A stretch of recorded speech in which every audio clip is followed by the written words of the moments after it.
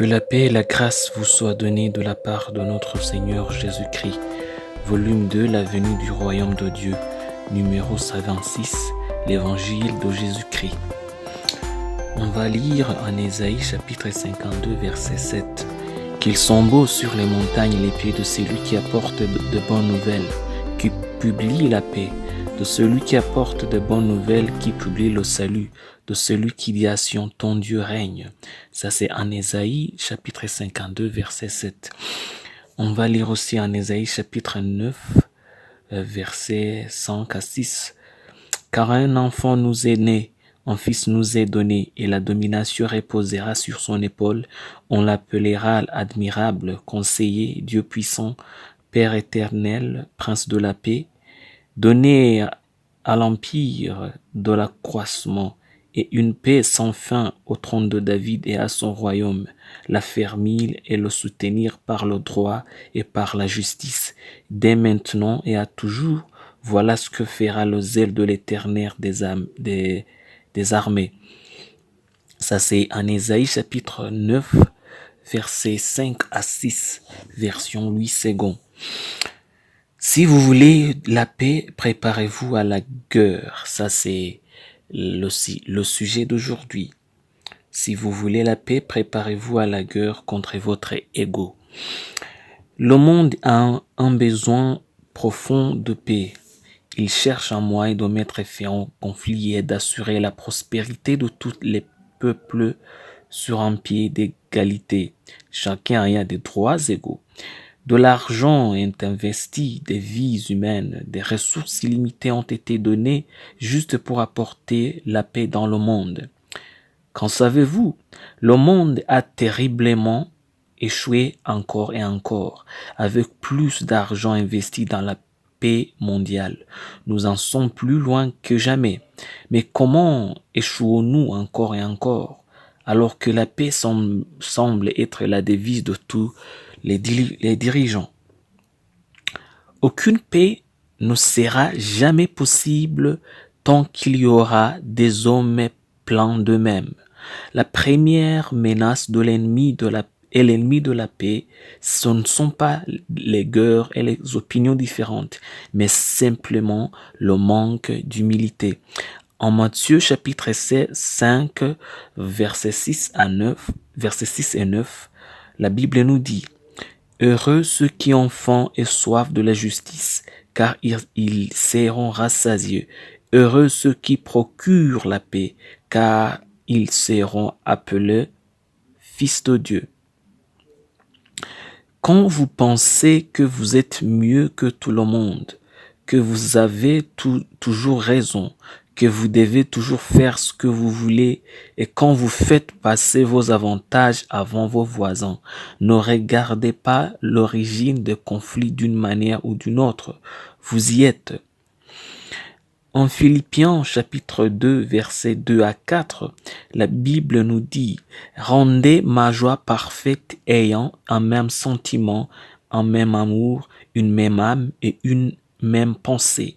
Ne faites rien par esprit de parti ou par vaine gloire, mais que l'humilité vous fasse regarder les uns comme étant au-dessous de vous-même.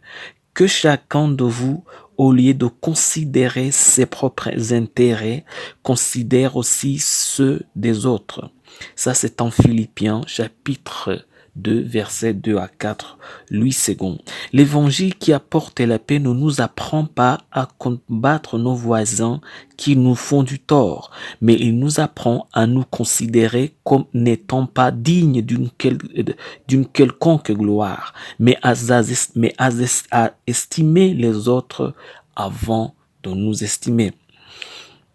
En Jacques chapitre 4, verset 1 à 3, la Bible nous dit: d'où viennent les luttes et d'où viennent les querelles parmi vous? N'est-ce pas de vos passions qui combattent dans vos membres? Vous convoitez et vous ne possédez pas. Vous êtes meurtriers et envieux et vous ne vous pouvez pas obtenir. Vous avez des querelles et des luttes et vous ne possédez pas parce que vous ne demandez pas.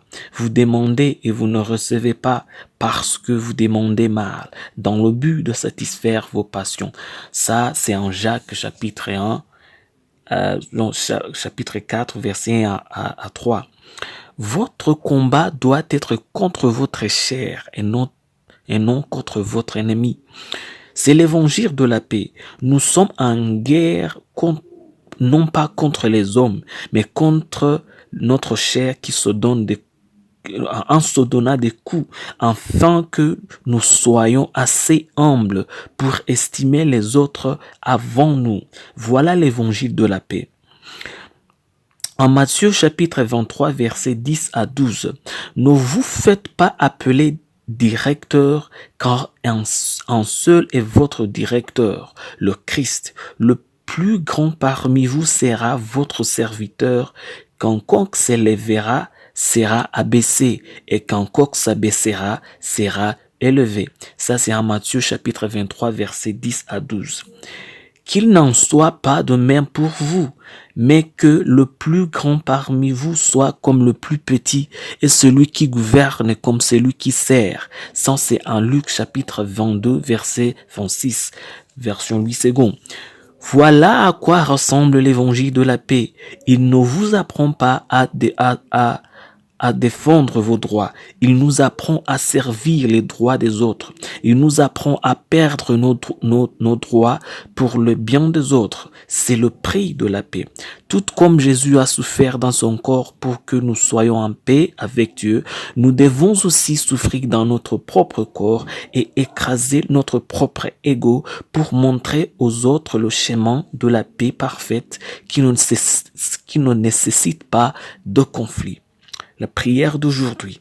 Demandez à notre Père céleste de vous accorder la douceur pour que vous soyez assez humble pour être le serviteur et le ministre de la paix au nom de Jésus-Christ.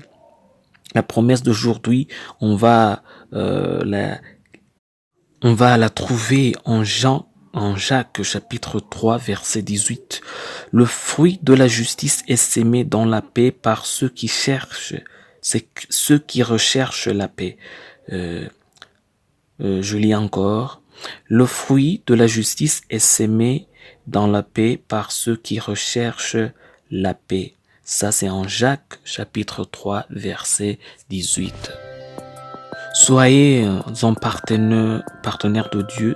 Suivez et recommandez notre page Facebook et chaîne YouTube et partagez la dévotion avec vos proches. Lisez, écoutez tous les jours et vous verrez vraiment Dieu dans votre vie. Cet message vous a été préparé par le Ministry of Unlimited Holy Ghost et vous a été présenté par Mahoro, Dieu d'amour. Que Dieu vous bénisse et que la paix du Seigneur soit et reste avec vous. Amen.